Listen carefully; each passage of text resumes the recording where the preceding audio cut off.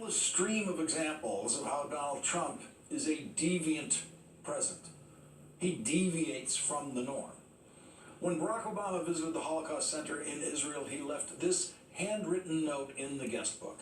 We are blessed to have such a powerful reminder of man's potential for great evil, but also our capacity to rise up from tragedy and remake our world. And here is the note in that same guest book this morning that Donald Trump wrote into that guest book this morning. It is a great honor to be here with all of my friends. So amazing. We'll never forget. It sounds like a note written on a spring break. It could have been a casino opening where Donald Trump wrote that note. There is absolutely no trace in Donald Trump's note of any understanding of where he was. In his column entitled "The Age of Trump is Defining Deviancy Down," Al Hunt reminds us that it was Senator Daniel Patrick Moynihan who coined the phrase defining deviancy down, which Al Hunt defines as when worse and worse behavior comes to be accepted as the norm. In his piece, Al Hunt makes the important point that the president cannot do this alone. It is not the president alone who is defining deviancy down. It's also how people react to his actions. Columnist Al Hunt will join us next. It was an American Sociological Review, I think. Defining deviancy down, he said quite simply, when you accept as norm behavior that is unacceptable, you define deviancy down. You heard us all. And I think that's what's happened with the Trump presidency. And I do think the way he's covered, the way he's analyzed, sometimes there's been some great coverage of Trump. But I think when you accept as, is it right or is it not right when he makes baseless allegations about Barack Obama wiretapping him or widespread voter fraud or some of the other things he said, that doesn't require fair and balance because there's nothing balanced about it. And by the same token, when he gives a speech to a joint session of Congress, February 28th, it was perfectly fine. He didn't insult anyone. He read the script quite well. He paid homage to a Gold Star widow, but it was a speech that none of us can remember anything he said other than the time for trivial issues are over. And people gushed like suddenly it was Lincoln or FDR up there. I think that's wrong.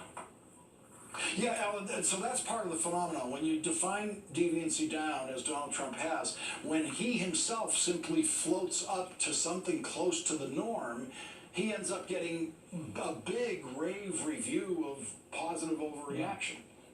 Yeah, you could see it in that trip to Saudi Arabia and Israel. He did fine. He only made one real mistake, but it was basically fine. I was reading a piece tonight about what a brilliant trip it was and what a great job Jared Kushner did saying this. Well, the Saudis and the Israelis, couldn't wait for him to come. I mean, it was an absolute slam dunk.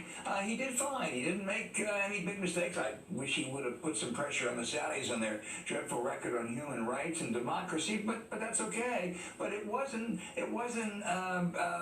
Jack Kennedy or Ronald Reagan in Berlin or Eisenhower in Korea. It was a perfectly normal, acceptable presidential trip. Al, there's a couple more than one track in the news media covering Donald Trump now. We see these amazing stories coming out of the New York Times, the Washington Post every day, which is great investigative journalism with great sourcing. And then there's the whole reacting, the kind of op-ed section of all of this on television and elsewhere, where people react to Trump, and that's where the normalizing becomes a bit of a risk. But the other side of it is, how do you express the proper level of outrage to the deviant choices that Donald Trump makes as president when he makes them relentlessly, and it's hard to strike the note of outrage to everything?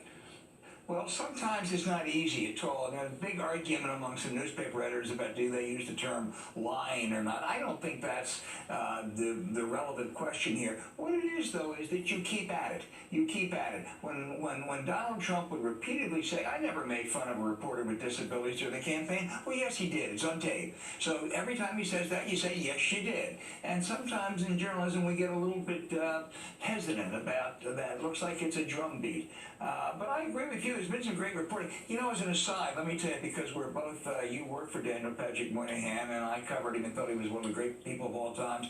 And if the Times had posted them great, it's one of the many times I regret that Tim Russer's not here, because Tim Russer would have made that a trilogy. Can you imagine what he could have done in covering in the insights on this president? Al, I missed him every day of the 2016 campaign. I wanted to see Tim Russer do the Trump interview. That would have been something we'd be still talking about. Al, thank you very much for joining us. I really appreciate it. Thank you, Lawrence.